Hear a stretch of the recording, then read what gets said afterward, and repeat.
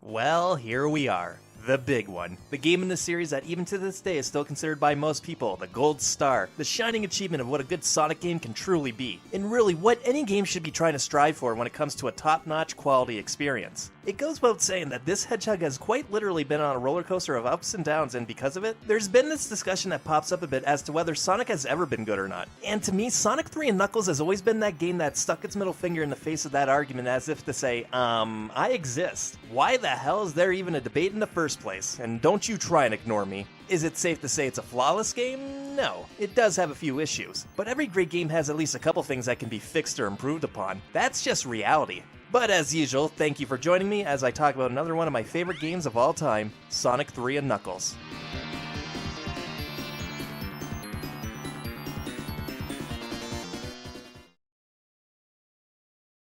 Once again, huge props to Sonic Retro for compiling this info. It made things a hell of a lot easier. Though I did notice they kind of omitted the McDonald's deal, so while I have been praising them for the last few videos, definitely do a bit of fact checking if you do check them out. Which I did try to do as best I could for the other three, so like anything else, I'll provide my sources in the description. And if I do end up getting something wrong, my apologies. I do try to be as accurate as I can, just I might miss something once in a while. And as usual, this is more of a brief summary. I would highly recommend you go and actually check out the page and read it for yourself. It's pretty cool. So after proving that Sonic was a name that had staying power once again, after how much of a major success Sonic 2 was, there was absolutely no doubt that there would be another sequel. I guess 2 home runs kind of make it impossible to say it's not the right time for a sequel. Learning that still blows me away. But anyway, Sega wanted to keep that blue ball rolling, and would once again have the Sega Technical Institute with Yuji Naka and Hirokazu Yasuhara at the helm of this project. Once again though, Naka would have some hesitations. While Sonic 2 turned out amazingly well, the development to get there wasn't the smoothest due to the differences between the American and Japanese work cultures. His other reason for hesitation was that he didn't want to work on the same type of game over and over again.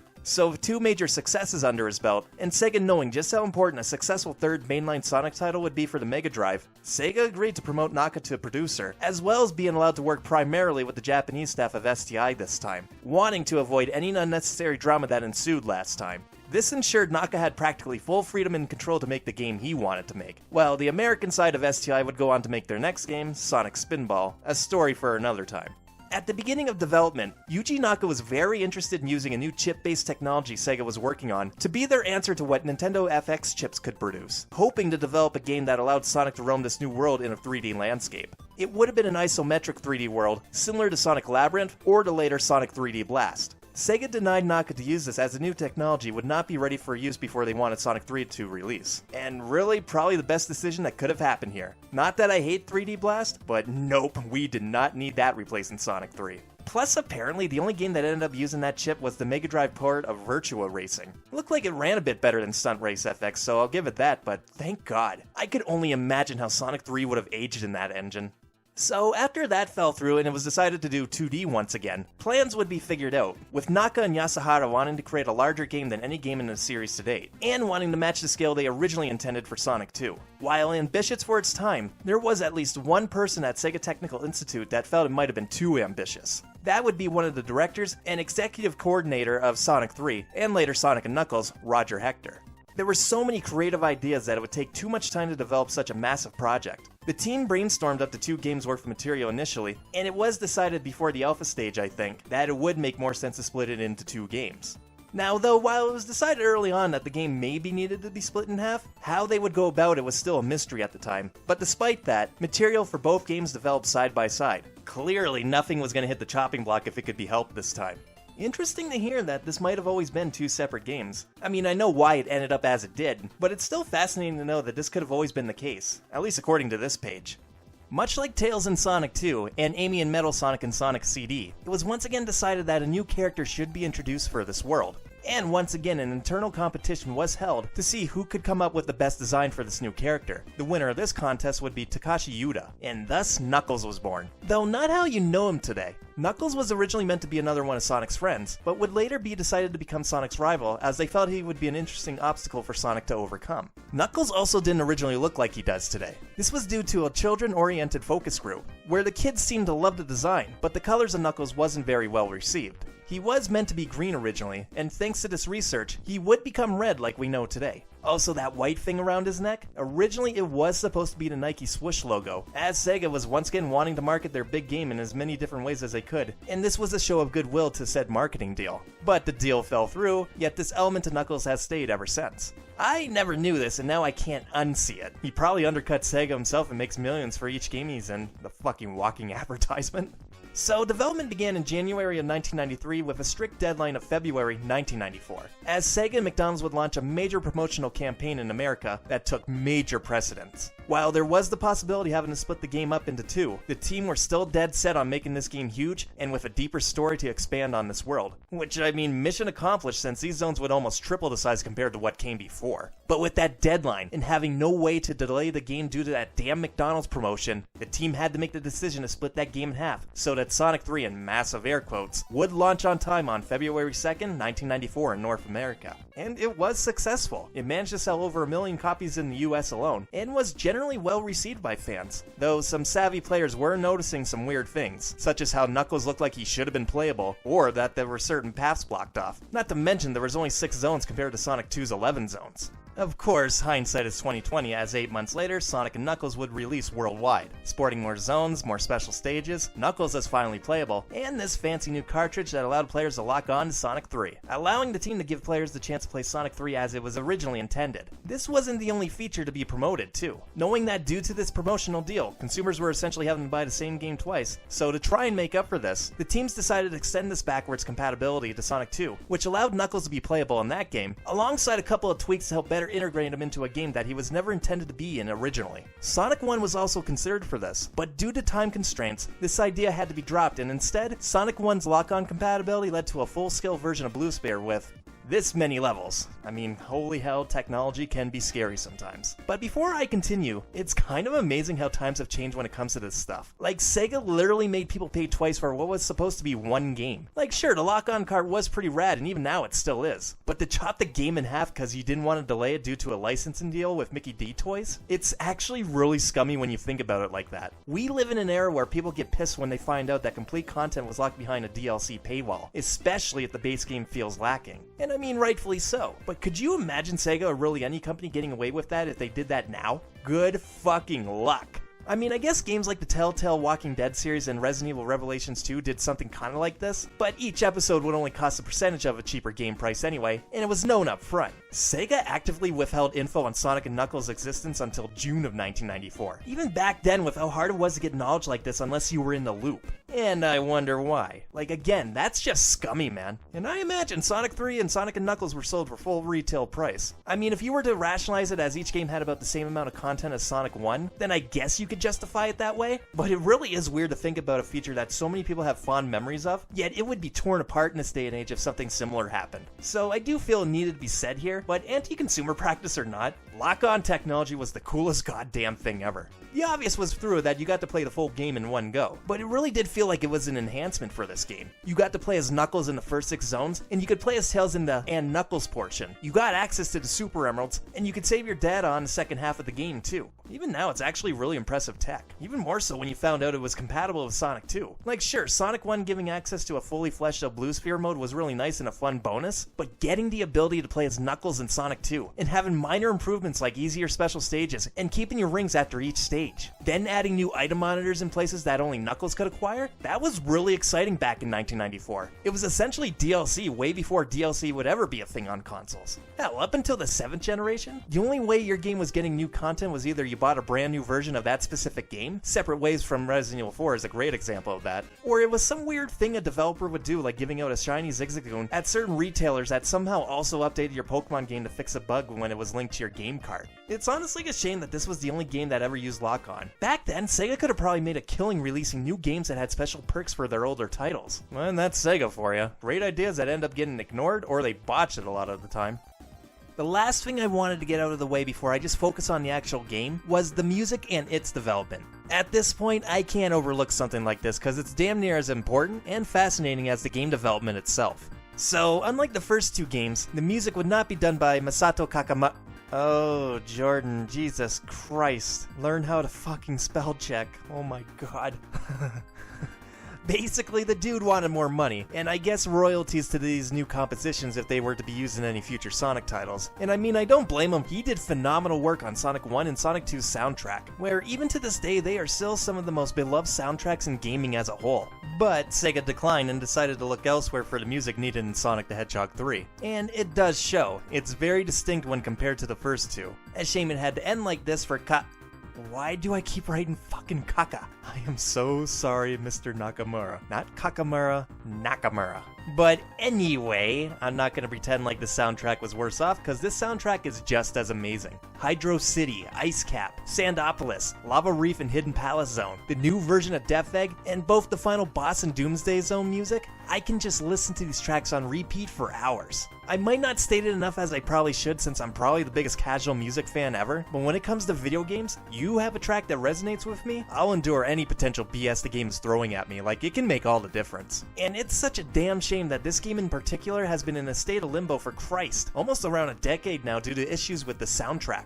It's well known at this point that Michael Jackson was involved in this project at some point. It's also known that he was someone that would go uncredited if he felt the quality wasn't up to par, which Sonic 3 was one of those examples for him. Regardless, Brad Buxer, a longtime contributor with Jackson, has gone on record to help confirm that Michael was known to do this, as he didn't want said music to devalue his own brand, but has gone on to claim that at least one of Jackson's compositions did make it into the final game. Nonetheless, this has led to a bit of a hesitation from Sega wanting to re-release Sonic 3 and Sonic & Knuckles for the better half of a decade. Companies are getting wise to copyright or licensing, and it seems there's quite a gray area for this game. You don't want to release something that could end up getting you sued. In fact, I believe Earthbound for the SNES has been going through a similar situation, and is why it's so rare to see re-releases of it, even though Earthbound is such a cult classic. But really though, it's a damn shame because this is arguably the best game in the entire series, and it's been completely ignored because Sega is probably fearful of getting a lawsuit. And this isn't the first time. Back in the early 90s, part of the series had to be called Sega Sonic when it came to arcade games and merchandise in Japan, because Sega had to wait for the trademark for Sonic to be theirs. This was due to a title game that came out during that waiting period called Sonic Blastman. I guess they just figured it best to call stuff Sega Sonic until things were secured. It's honestly really amazing just how shaky this franchise has always kind of been, from so many different angles.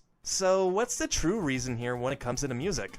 I don't know. I mean, I'm not trying to be a smartass, but we still don't know. We don't even exactly know for sure what tracks are the cause of this, and we might not know for years to come. It's why that Sonic Origins collection that comes out in 2022 is such a big deal, cause this is the first time Sonic 3 is getting a new release since 2011. Over a decade, it was omitted from many compilations. But I think the saddest thing about this mystifying situation is that it sadly overshadows the other composers who worked on the game like Tomonori Sawada, Masayuki Nago who made Hydro City Act 2, Miyoko Takaoka is another that has gone on record that she has helped with the soundtrack. Howard Drossen apparently did a handful of tracks for the Sonic & Knuckles portion. Even Jun Sano, a name modern Sonic fans should recognize, states he worked on some of the bonus stage tracks. So yeah, this not controversy is interesting to downright fascinating, but I don't think it should overshadow things either. Hopefully though, this radio silence for Sonic 3 and Knuckles is a thing of the past moving forward after Sonic Origin releases.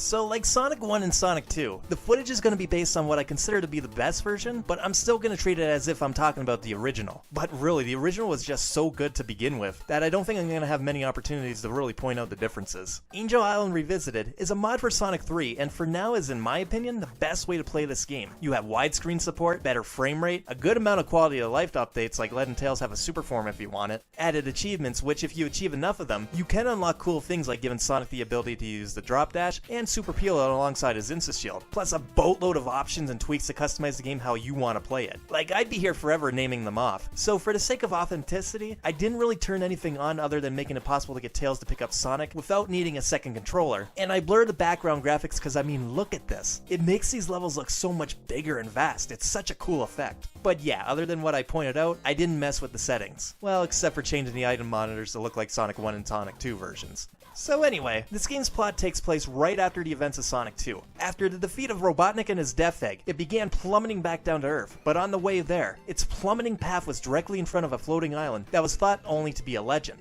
Once it collided, it forced the floating island down to the ocean beneath it. Knuckles, the guardian of the island, at the time was doing his daily patrol, making sure the emerald and its altar were intact as usual, and keeping up on his duties to protect the island as a whole. His quiet life would soon be destroyed as this giant contraption shook the echidna to his core. Not knowing why this giant egg-like structure crashed onto his island, but he would soon spring into action to make sure nothing horrible happened to the giant emerald or the altar for the other emerald-like structures. Making sure everything was okay, he still continued to investigate, and a few days later he would eventually stumble upon an egg-shaped man. After confronting him wanting answers to just what happened, the Eggman just smiled and claimed that he was a scientist who stumbled upon this island to study the giant mechanism that has appeared on the island, making sure to completely manipulate and trick the Guardian. Eggman continued his story, letting Knuckles know that he was well aware of the emeralds that were on the island, and that a blue hedgehog by the name of Sonic was the one looking for them. While Knuckles wasn't stupid by any means, he was very ignorant to anything beyond his island. So with no reason to mistrust the scientist, Knuckles ran off to confront and stop this blue hedgehog, a threat to his island, and more importantly the Master Emerald and the stone-like emeralds in his altar. During those few days though, Tails had been hard at work fine-tuning a jewel radar, and once he got it going, it picked up a massive chaos energy beyond the shorelines. Figuring this may have had something to do with the massive tidal waves, he rushes to find Sonic, which Sonic would soon wake up from a nap, only to find a ring washed up on the beach inscribed with a weird language on it. Immediately, Sonic was reminded of a legend that he heard long ago, about an ancient civilization that lived upon the island, creating a society of peace and harmony. The people who lived within attributed their great prosperity to the Stone of Power, a sacred gem whose energy guided them. One day, a group of the society decided that they wanted to take the power of the stone for their own selfish gain, and tries to seize that energy. Unable to control it, their greed caused the great civilization to disappear in the blink of an eye, only to be remembered as legend as the supposed island was taken back by the gods, and sent the island along with its power source high into the sky, meant to be forgotten by the masses entirely. Their way of life forgotten with time. While Sonic had no clue whether if the legend of this floating island was to be truly believed, he knew that the weird phenomena were not to be ignored. So with the 7 Chaos Emeralds in hand, Sonic and Tails took the tornado and flew towards the radar signal. Soon reaching the island, Sonic would transform into a super state, but it wouldn't last for long as a fist would smash into him, catching the hedgehog off guard and the emeralds falling around him. The crafty echidna scooped up the emeralds that had to be the source of this hedgehog's power, and before Sonic could realize what had happened, Knuckles ran off deep into the jungle. Theorizing Robotnik had a hand in this, Sonic and Tails would begin their search for the Chaos Emeralds once again and put a stop to the Doctor's plans once more. I love this game's setup for the story, and I love the concept of Robotnik tricking Knuckles. It adds that extra element to the Doctor to show that he really is pretty devious and cunning, like he's not stupid if all of his mechanical things didn't make that clear. So smart he's stupid sometimes, but not an idiot. And this backstory to Sonic 3 does a great job to convey this. Knuckles is a great addition to this series too, from his design, the backstory, even the way he's designed for this game. Like before we knew he was playable, you could tell this dude was going to be playable at one point. He had the run just like Sonic, could roll into a ball just like Sonic. It just made you want to play as him and see what he was all about, which admittedly was helped by the fact that you couldn't play as him for those first 8 months. It wasn't like Tails where you had immediate access. Yes, I know 2-player mode, shut up. So there was a bit of mystery, mixed in with that path you couldn't get through as Sonic or Tails, and it was like, there's something up with this character. So I'm sure players lost their minds trying to see if they could unlock this echidna. This was also further fueled by the fact that he would show up at key points just to mess with you, chuckling all the way, being that thorn in Sonic and Tails' asses. And yeah, cutscenes galore this time around. Sonic 2 started dabbling this a bit near the end, but Sonic 3 went full hog on this idea. Acts transitioned between each other immediately. There were only fade-outs when you actually made it to a new zone in the last game. And not just Knuckles would appear at points. Robotnik and some of his mini-boss contraptions would pop up in the levels as well, just out of nowhere. It conveys this feeling of this island all being heavily connected, and all 3 parties are on this island, racing to complete their own goals before the other side beats them to it. And it's all done in-game. No speech bubbles, no narration, just a show, don't tell approach. Keep in mind, I'm not knocking the way the stories were told like in the adventure games, but there is an appeal to this where you feel like you're a part of this cutscene. Sure, some are clearly not the best thought out, like in Carnival Night Act 2 where Knuckles pushes this button and you can't reach him cause an invisible wall is a thing for like 5 seconds. Mixed in with the much bigger levels and more seamless transitions between acts, this alone makes Sonic 3 such a major step forward when compared to what came before. This certainly applies to the gameplay mechanics too, since while they are very similar, there was enough done differently that really kind of set in motion this idea of characters that control similarly, but has distinct differences to help change up the gameplay, which the series still does to varying degrees to this day. Sonic is about the same as normal, just now he has a new ability called the Insta-Shield, a technique that gives him a quick shield that grants invincibility for a split second, and anything getting caught in that flash is getting obliterated if it can be damaged. When I first played Sonic 3 and Knuckles, of course though while I thought it was kinda cool, but I never really thought much of it. The spin dash or a simple bop on the head was still good enough.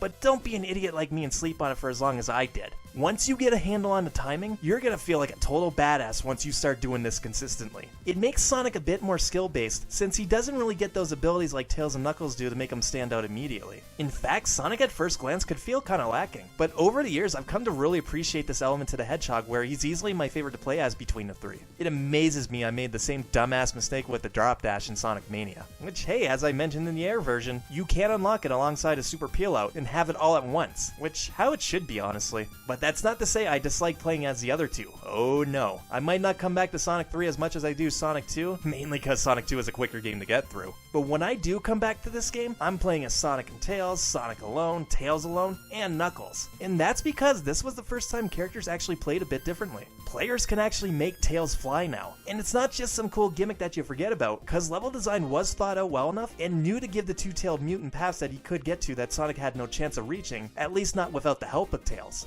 Though sadly Tails kinda does get the shaft once again. He didn't get a new model like Sonic did, and he still can't go super until he collects all the Super Emeralds, a new element I'll get into later. You can tell most of the thought this time was going into Knuckles' attributes. Knuckles is most famous for his ability to climb walls and glide through the air, but he also has a couple of extra, I guess, passive attributes too. Like, while he can run as fast as Sonic and Tails, honestly I think they should have made Sonic the fastest. Not by much, but it would have been a nice touch. But anyway, he also can't jump as high as the other two, which can make platforming a bit trickier, as well as boss encounters for that matter. Knuckles can also punch through breakable walls that Sonic would have had to spin dash through. Plus, not to mention there are some walls that only Knuckles can break. I love this so damn much, as not only does it allow the player to approach levels in ways they couldn't do with Sonic, or even Tails with his freedom to get just about anywhere, but thematically it makes so much sense too. This is Knuckles' home. He knows every nook and cranny and every little secret, and he utilizes that knowledge to get around, and we see this as early as the first level. Sure, it might have driven people crazy that you couldn't get through this obviously lower path, but when you finally got access to Knuckles, not only did this represent that Knuckles will have exclusive paths, but exclusive levels. This allowed the team to make a second campaign to play through, and you're not playing Knuckles' side of the events. His story takes place after Sonic's story. Sure, Sonic 4 tried to insist that these two stories happened at the same time, but considering Sega probably wants to forget that game exists after Sonic Mania became a thing, I think we can ignore that claim.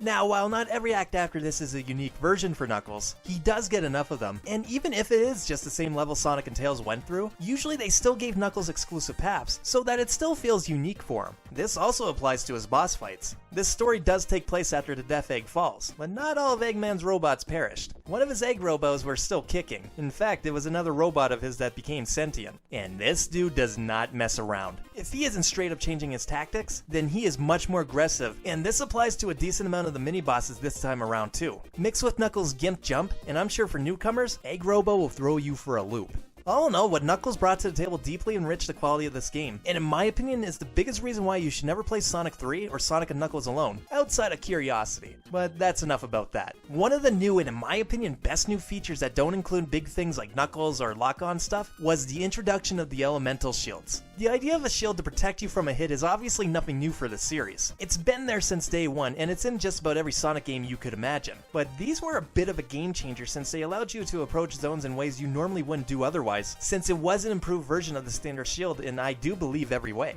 You had the bubble shield that allows you to breathe underwater, the lightning shield that would pull rings in towards you, as well as protect you from electrical based dangers, and then there's the fire shield that protected you from just about everything heat related. But on top of all of that, not only does it protect you from many projectile attacks, these shields also granted Sonic a new ability that would replace his insta shield while he had one. The bubble shield will allow him to do a bounce attack which in certain spots can actually help gain a bit of height. Not to mention it's just fun to use and have Sonic thrust downwards pretty quickly. And it's a wonder why I love playing as Mighty so much in Mania. The lightning shield would grant him the ability to have a double jump, which I mean I'm never going to complain about a double jump in any platformer, and to me I felt this shield gave that second jump just the right amount of height. As for the fire shield, it's basically the homing attack without the homing part. As awesome as it is to turn Sonic into a fireball that rockets forward quickly, realistically unless you have a good sense of level design and enemy placement, it might get you into more trouble than actually help you. Not to say it doesn't have its uses, like it's a good way to save yourself from being crushed in those few instances, but it is quite possible for you to use it and either fly off the stage into a bottomless pit, Or you'll miss an enemy and run into it like an idiot, cause you landed just before you could connect. So yeah, it can be useful, but really compared to the other two, I do find it the least useful out of the three. With that being said though, it's basically a gaming sin that Sonic Team has never really tried to capitalize and expand on the concept of elemental shields. It's especially egregious when you consider the fact that the majority of Sonic games are experimental, yet the one time it would make the most sense, they rarely even acknowledge them, let alone expand on the concept.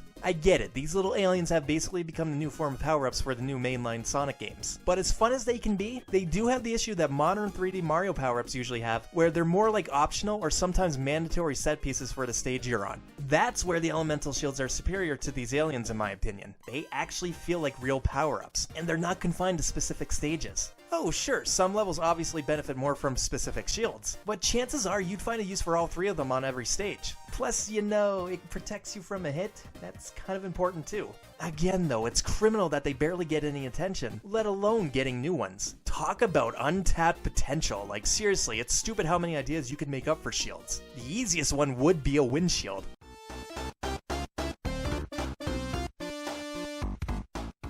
Not only would it be the dumbest yet somehow most awesome name pun ever, I mean come on, that's just printing money in name alone, but I think the concept would be perfect for a platformer. My idea for it would be that it gives your jump extra height and slows down your falling speed, which would make platforming easier in general. In fact, since 2D Sonic loves their hover gimmicks, let those instances be a terrain effect where you get blown up way higher, possibly adding new level design layouts for more skilled players. I mean, not only would Knuckles have a better jump, but could you imagine Tails with this kind of thing? That would be amazing. As for Sonic's perk, I guess make his Insta-Shield have more range, and when he uses it, he'll blow projectiles away since otherwise, the windshield won't protect you from them. Like, you see what I mean about untapped potential? I'm just some random butthole on the internet who doesn't know the first thing about designing a game, and yet I feel like that idea could potentially work. Hell, knowing my luck, somebody probably already did this in a fan game already, and now I probably sound like I'm just stealing ideas. But I think you get my point considering how much time I've given into this one new element. I love the addition of elemental shields, and it seriously needs more love in the future, and not the weak-ass versions we've gotten in the 3D games. I guess before I move on to the actual stages, I should talk about the special stages. So as usual in 2D Sonic games, you've got special stages, and this one introduced Blue Sphere. I might be one of the few out there who will defend the half-pipe version of Sonic 2 as much as possible, but I will gladly admit they have nothing on Blue Sphere. And really, even just how you get to the special stages are a lot better. Before, you had to have 50 rings, and either make it to the end of the act, or reach a star post. Not the case anymore. Star posts now, depending on your ring count, will transport you to one of 3 bonus game-like stages to get some extra rings, lives, or a shield. I do like this change. Gives you a reason to still want to hold on to rings, but isn't a must thing to do anymore if you want the good ending. Now if you want to enter special stages, you just gotta find one of multiple giant rings scattered throughout almost every zone. Once you find one, you'll be immediately sent to a blue sphere stage where the goal is to step on every blue sphere while avoiding the red ones. You manage to do this and you're rewarded with an emerald. It's a lot simpler to get a handle on because for one, you have full control over yourself. You pick where you want to go, and unlike Sonic CD, you're locked to a grid so there's no BS I missed it by a pixel crap here.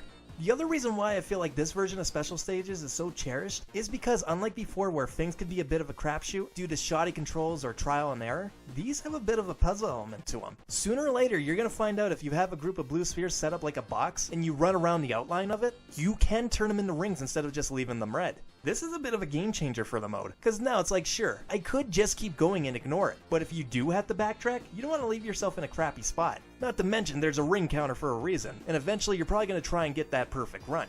Thankfully the game does reward you for doing so. If you get 50 rings here, you're going to get a continue, and if you get every ring, you'll be rewarded with a perfect score which grants you 50k points, which hey, I mean who gives a shit, but you do get a free life for every 50,000 points, so there is an incentive there. Personally, I don't even really go for the continues anymore since 1, you have the ability to save your progress which kind of makes them pointless. Plus I played through this game so many times that I'd have to go out of my way to see that game over screen. But even then I'll still subconsciously go for that perfect score sometimes and not even realize I did it until it popped up. It's like a habit I had to break every time I play so that my playthrough isn't an extra hour or so longer. This approach to entering and doing special stages should have been the gold standard, because much like Sonic's gaming career, special stages in terms of quality were quite the roller coaster. But we're not done, because thanks to that lock-on technology, Sonic 3 and Knuckles would also introduce the Super Emeralds. Once you get to the Sonic and Knuckles portion of the game, you'll immediately be tunneled into seeing this giant ring flashing different colors. The first time I saw it, I was like, what the hell is this? I want it now. So you jump in and you're transported to the Hidden Palace altar, and any Chaos Emeralds you collected will float above you and turn into these giant grayed out much bigger emerald looking things. And this right here is again another reason why you really should just play the Sonic 3 and Knuckles complete, cause now you have to complete 7 more stages to unlock the power of these new Super Emeralds. Once again, they convey this in cutscenes, properly showing that this is a big deal and you're gonna want to go for it. Plus, I love the fact that you have to give up your emeralds to do this. So if you were blasting through the first 6 stages as Super Sonic or Super Knuckles, if you want to unlock that greater power, you're back to basics until you unlock all 7 Super Emeralds.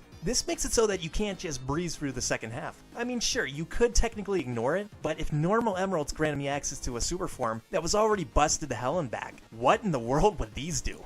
And yeah, it's very much worth going through 7 more slightly harder special stages, because once you accomplish this, you are now granted the hyper forms for Sonic and Knuckles, and Tails does indeed get a super form. This hyper form grants all of the same abilities you got last time, like faster speed and acceleration, as well as invincibility to everything that is in a bottomless pit, or getting squished.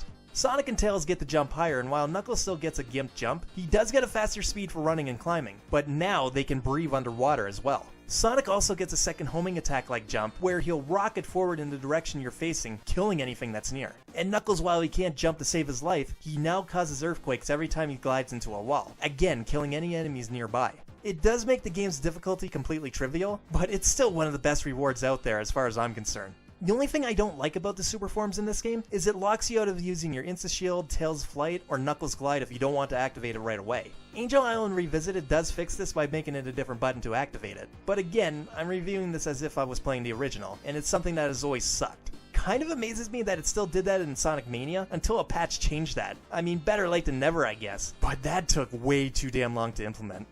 It's not a deal breaker, but it's definitely something that needs to be left in the past. Not the Super Emeralds though. Quite frankly, I just don't understand why Sonic Team refuses to bring this back in future games. Like, why are they so against the idea of bringing them back? We know damn well they had to have refused the Mania team to bring them back because they did technically show up, just as dead versions. Seriously, what is the reasoning for this? You could literally base a game's plot around these things if you want to introduce them.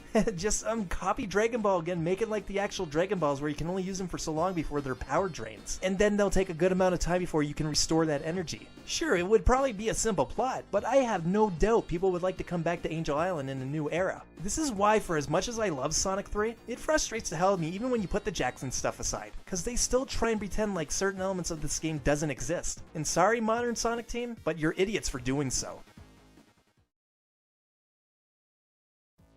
Well, I guess all that's really left to talk about are the zones. I mean, I could go into 2-player mode, but while it doesn't chug like Sonic 2's player mode did at points, and it's cool that each character has some differences, it's just 5 extremely small stages where you try to get through those 5 laps first. There's no second act, no objectives to do to win even if you didn't get first, and the controls feel kind of off. It's not the worst thing in the world. I mean, it's not like it's a buggy, glitchy mess. But I think it says something where I'll gladly come back to Sonic 2's 2-player mode, slow down and all over this any day. There, I talked about it. Moving on. Admittedly, I didn't save this for last again, because I wanted to go a bit more in depth for each zone and boss, but really because I wasn't sure how to approach it this time. How the hell do I go about saying, hey, I really enjoy every act outside of one obvious part? It's not like Sonic 1 or Sonic CD where there's only a handful of different zones so I can spend more time on them. And this isn't like Sonic 2, my sweetheart game, where I know every inch of that level design. Also, sure, I might not think every zone in that game is great, but the ones I love like Chemical Plant and Oil Ocean, they're gonna outrank any level in this game. I just can't help it. I think a part of the problem is a bit of bias, but I also think it's due to the fact that even to this day, I still don't know everything there is to offer in these zones. Even for recording footage for this review, I found this section of Sandopolis Act 2 for the first time, and I had no clue it was even here.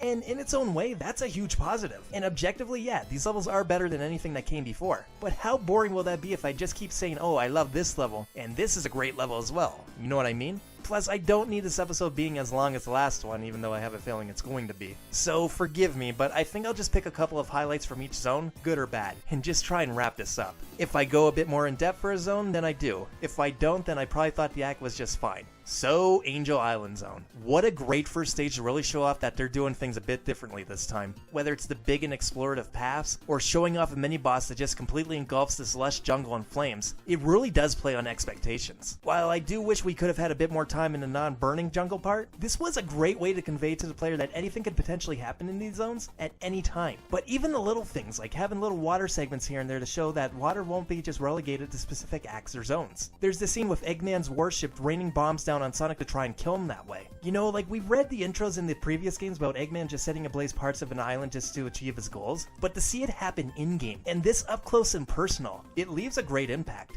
Hell, even this boss fight is a bit more in-depth, well, compared to Sonic 1 and 2's first boss. I mean, that's not a hard hurdle, but hey, he does move about, and he'll hang over bottomless pits at points just to give that fight a little bit of a tense feeling. Sure, it's not that hard until it's the Egg Robo version, but for first bosses, I've seen worse in this series. And then we get sent plummeting to Hydro City, and again, what a great stage. For many, it's probably one of the best water stages in the Sonic series, and I can see why. They managed to do a water level in a Sonic game without having to sacrifice the speed, which is pretty impressive in its own right. You will have plenty of opportunities to rocket through the semi-submerged underwater city, with some really fun set pieces like these water slides helping you pick up speed and where you end up running on water, or just getting blasted to the surface to reach heights that would make Echo the Dolphin blush. The mini-boss actually makes it where you have to time your jumps to avoid getting hit, then doing your best to get your hits in before he starts a spin cycle. Or hell, Robotnik's boss fight here is easily one of the best in the game if you were to ask me. I love that you have different approach options. Whether you wait for him to move down to the bottom to start his wind tornado move, you can jump on this little tornado water pillar thing to get on top of him, or using his bombs to send you flying up to hit him. And it's always satisfying when you can get multiple hits on him at once, because unlike a lot of his encounters in the past, you do actually have to work for it this time.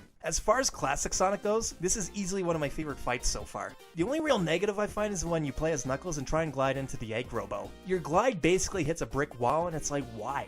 Okay, I'm sure it's to help prevent some clipping issues or something like that, but you're robbing me of my badass tactic. Stop that.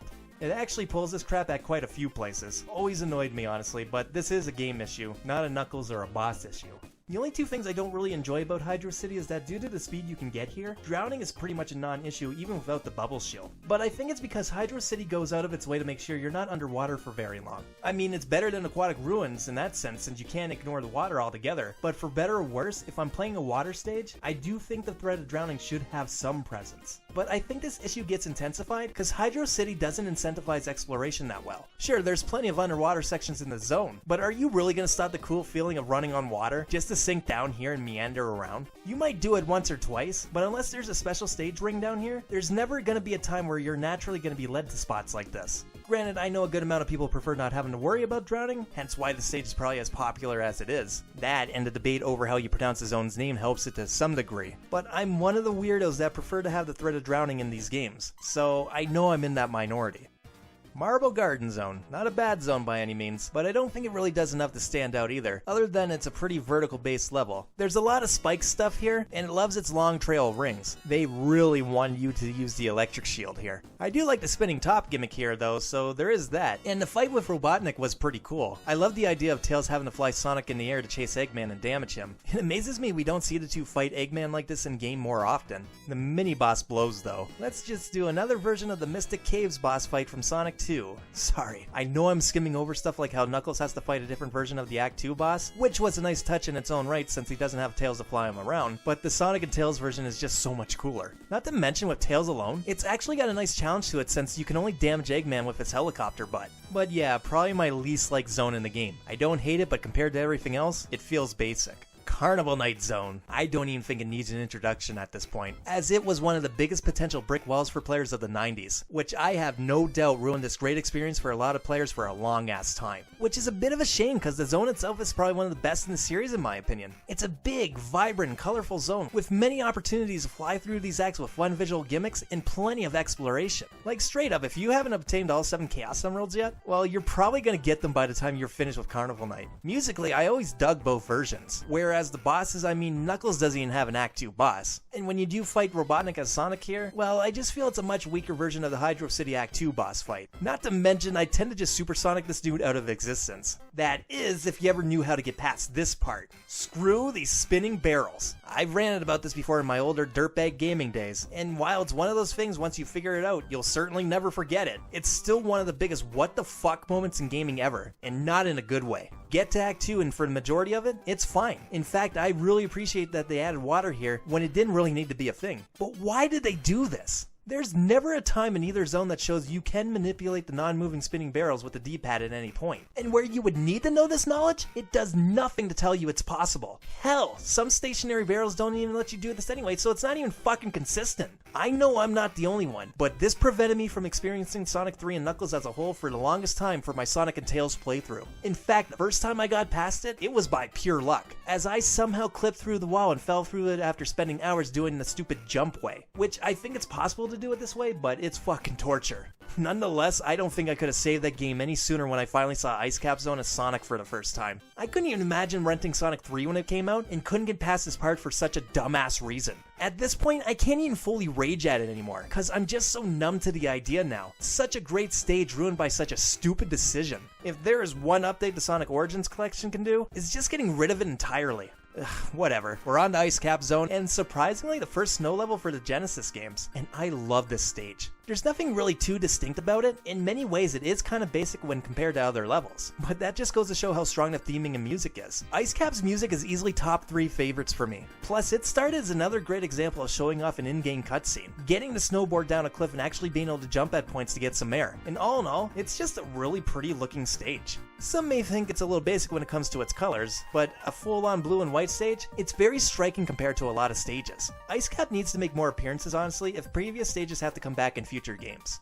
Alright, on to Launch Base. And it's an okay zone for the halfway point. Eggman is getting ready to launch his Death Egg once again, and Sonic and Tails need to stop that from happening. In terms of story, I really do like this level. It shows off that mad dash all these characters are having, trying to outdo each other. And to have it actually end with Robotnik getting in the air, only for Sonic and Tails to send him and the Death Egg plummeting once more, it really gives off that sense of urgency, and just how desperate both sides are. Well, except for Knuckles. He just punches the Eggmobile and falls off like a jackass. They were kinda reaching with this interaction.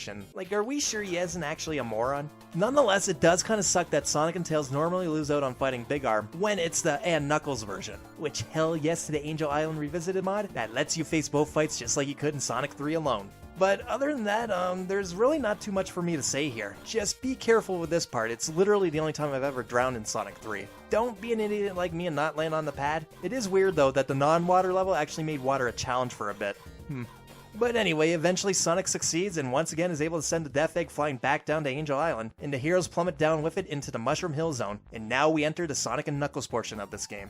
And I've always enjoyed Mushroom Hill. It's a nice calmer level, which is exactly what was needed here considering the game makes you go through a bit of a boss rush. And I mean, you did just prevent Eggman from getting that thing back into orbit again. So it is nice to get back to some greenery, and even compared to Angel Island Zone, this one does feel pretty distinct. And it has some fun enemy designs that make you approach them a bit differently than you would other Badniks, which is nice. Honestly, the Badnik designs in this game are all around top notch, though this fungus flinger can go to hell.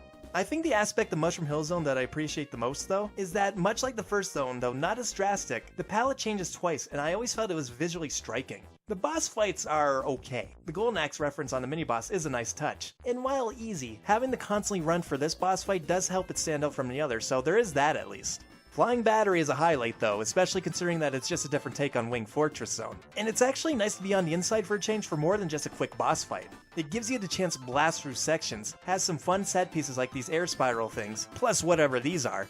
Then there's these electrical sections which kinda suck though, since for many players it'll probably force you to slow down for a quick bit. And of course these parts always make me clench certain cheeks every time I play. In terms of bosses, while easy, I actually like the creativity here. Turning an animal capsule into a mimic was legit a fun surprise the first time I played Sonic and Knuckles, as making him damage himself was always a little satisfying. Stupidly easy once you figure it out, but creative. As for Robotnik, while I like the creativity, I will admit it can drag on since you're just playing the waiting game. And as long as you space things out, he'll never hit you unless you're reckless.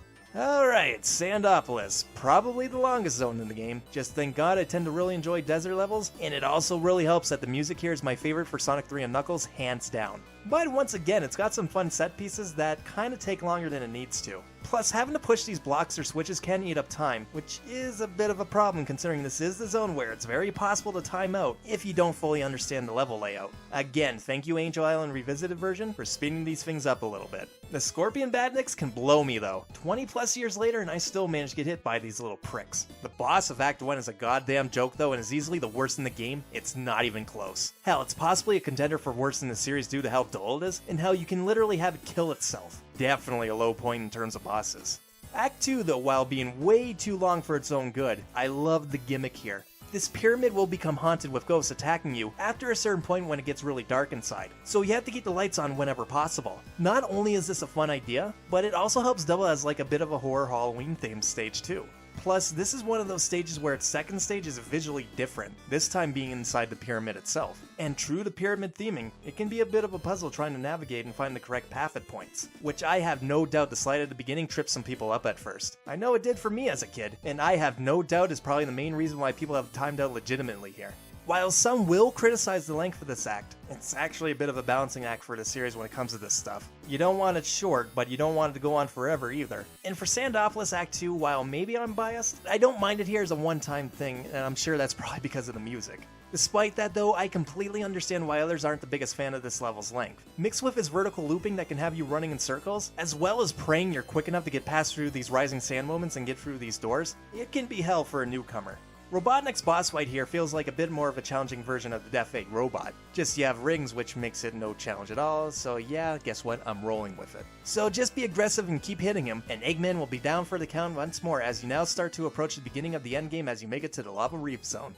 It's the lava level where you can tell this is why the flame shield really exists. There are plenty of hazards like these spike smasher things which always makes me tense up, even though I don't ever remember actually being crushed by one. And while I never knew about this until now, apparently these smoke badniks can glitch your character and slowly insta-kill you. Honestly though, Act 1 has never really done much for me though. It's always felt a bit plain even in comparison to its second act, though I will give the mini-boss fight some props. It's one of the more distinct ones since you have 3 things to attack, and I always forget that this hand could potentially one-shot you, so Sonic Advance 2 wasn't the first I guess. Oops. Act 2 on the other hand, I do enjoy, and I love the idea of the lava and flames turning into blue crystal. It gives a hell is frozen over feel, so once again props to making the second act look very distinct from the first. Definitely hold on to the fire shield at all costs here though. This act loves to throw fire at you, and honestly, I think they went a little overboard because without that shield, some segments are just obnoxious. Nonetheless, I do enjoy that you get to see the Death Egg at the top of the caves, showing that you have been making progress throughout this island. And hey, Knuckles! Shit, it's actually been a minute here, and looky here! He actually hinders Sonic pretty badly here. Good for you, pal. Which, I mean, to be fair, it makes sense, you're practically outside the Hidden Palace altar. This Guardian isn't messing around anymore, and that boulder knocks you all the way down into what is easily one of the most intense set pieces, at least visually. The Death Egg is almost ready to launch again, but not wanting to leave anything to chance, Robotnik just begins to try and nuke everything around Sonic, as that ice blue is nuked to hell and back into a fiery red. The floor is literally lava here, and one mistimed jump can mean the end of you. The actual boss fight, honestly, this feels more like it'd be at home in Sonic CD. You can't hurt him directly. Only the little spike bombs he shoots out can actually damage him. So you're sadly once again having to play the waiting game, and he takes like 14 hits here, so it becomes more of a war of attrition. Again, hold on to a fire shield here if you don't have access to a super or hyper form, because if you're not confident in your platforming, you're probably going to have a bad time. But after you let him defeat himself, it's now time to go to the Hidden Palace, which is basically just a cutscene level, but it does expand on the lore a bit. Here you finally face off against Knuckles in a head-to-head fight, which was pretty damn cool the first time I experienced it. This little fucker has been messing with you almost every step of the way, so it was nice to finally wreck his shit. But I think the best thing about this fight is that there's a mural here. It acts as great world building for the series, but I think the thing I like the most about it is that it's vague and without any perspective. When you see this, at first it's like, okay, that's definitely Robotnik and Supersonic. So for us, it's easy to tell what's happening here. But for Knuckles, that yellow guy could very well have been the evil one trying to take the Master Emerald. So this really does sell the idea of Knuckles being able to believe someone like Eggman. Then, after his beatdown, another explosion happens, and the Doctor begins to steal the Master Emerald, something that has surprisingly not played a big factor yet. Honestly, I'm shocked Eggman has only attempted to steal it now, but I guess the intention was to let Sonic weaken Knuckles enough so that he couldn't really fight back, which I guess makes sense. Knuckles is supposed to be extremely strong, and I'm sure the Echidna probably would have killed him if he attempted this beforehand. Nonetheless, it's another great example to show just how cunning Robotnik can really be. So now that Dr. Robotnik has the Master Emerald, he's finally able to launch a Death Egg once and for all. And now with a source of unlimited power, things have gotten much dire. Knowing now that he has been duped, he begins to help the very person he thought was here to do harm to his island. I love this scene and the transition to Sky Sanctuary. Much like Sky Chase to the Death Egg in Sonic 2, we're now in full-blown show the story through gameplay mode again, and they outdid themselves. Seeing that Death Egg pop out of the clouds sending the egg robos to stall for time, as well as sending out Mecha Sonic, honestly one of the best metallic doppelgangers we've seen that is in Metal Sonic. I mean, like, this guy looks like he can do some damage, and I mean, he definitely does. As you gotta fight him 3 times, and in the Knuckles campaign, he ends up being the final boss, who I always believed was pulling the strings with the sentient egg robo as his lackey. Sky Sanctuary is visually a pleasant stage to look at. It's a lot of fun to go through with 2 cool callbacks, and has a pretty legitimate awesome boss through Mecha Sonic that I wish would come back in the future someday. But here we are, we're back at the Death Egg after such a long journey, and I was thrilled to see that it was actually the Death Egg as the final stretch, cause it was such a tease in Sonic 2. You go through all that battling in the sky, get flown out of orbit, and then you don't really get to explore it. It's pretty disappointing when you think about it, but I will admit the build up to this place was worth it. Truly a great final stage. It's big, dangerous, some fun anti-gravity gimmicks, all the while not feeling like Scrap Brain or Metropolis where it's trying to kill you every 2 seconds. You do get those moments to breathe. I think it also helps that the zone is played a bit more seriously too. There are no goofy badnik designs. In fact, outside of this enemy, there really aren't any robots here. It's all environmental hazards that do properly test your abilities in my opinion. And while I don't think there's any real threat of falling to your doom in Act 2, at least I've never had it happen, but being outside in actual space, seeing the planet in the background really shows just how far out you are. That blur effect that you can add that I was talking about earlier really helps sell this feeling. As for the bosses, they are not bad, though I do feel like Act 1 is much stronger and much more challenging since it has 2 phases, whereas Act 2 is honestly pretty weak. You just gotta time your anti-gravity changes. It's honestly pretty boring in my opinion. But all that's left to do is the final boss rush, and hey, if you were good enough, you can bring some rings into the final fight with you. If you die, well, you better learn the tactics here. Wave 1 is honestly kinda too easy if you ask me, just hit his fingers until they pop. Nothing too difficult. Phase 2 though can be exceptionally difficult until you have the timing down. It's even harder if you have Tails with you though, cause he can definitely screw you over if you're not careful. If you're new, be prepared to die a few times, cause you gotta have that timing down. Mixed with having no rings, and it will be a true challenge of your reflexes. After you finally defeat his gigantic mech, you still have a final chase to get that Master Emerald back, and honestly, I love this part. It isn't anything spectacular, or that in depth. You just gotta bop him enough times to get Robotnik to finally drop the emerald. But it's the intensity here that makes it so spectacular. Even after you take out his biggest robot yet, he's still not giving up that emerald. He might have lost this battle, but he hasn't given up the war. With everything crumbling around these two, they're in the Earth's orbit, borderline in space. Neither one will give in, and that's what I think has made this story so compelling and so much better at making the player feel involved. This is fucking epic, because the stakes are so high, and it's been like a ping pong match the entire game, where the ball has continuously went back and forth, where each swing has made the stakes higher than ever, and we're still not done. Sonic might have got the hit, but he's got nowhere to go, and Robotnik managed to get that emerald one more time, and so it's time to go hyper and finally enter the Doomsday Zone. The final battle that the Knuckles tribe predicted God who knows how many centuries ago, and it's about as epic as you'd expect. Sonic has to catch up to Dr. Robotnik, flying through these asteroids, making sure to collect rings and dodge the endless barrage of missiles as Eggman throws everything in the kitchen sink to get away from this unstoppable force. And even once Sonic does finally catch up to him, he can't even damage him, having to resort to guiding these heat-seeking missiles right back to the Doctor. And even after Sonic manages to take out that ship, Robotnik will still not give up. Like honestly, I praise Cruel for his tenacity and ability to get back up despite the constant beatdown, but Robotnik really does this too and shows that he will not stop, and he has so many contingency plans all the way to the bitter end. But was once a mech that gave Sonic a run for his money one game ago, the tables have turned and he is now praying he'll get away. But Sonic again makes quick work of the Death Egg robot, and Sonic finally obtains the Master Emerald and puts the evil genius's plan down for good. A long, epic battle that spanned 2 games, 3 if you want to get technical, has finally come to an end. The day is saved, and Angel Island begins to float back into the sky with the Master Emerald returned. Freedom and peace restored once more. Well, that is until Knuckles has to do it all over again. The poor guy.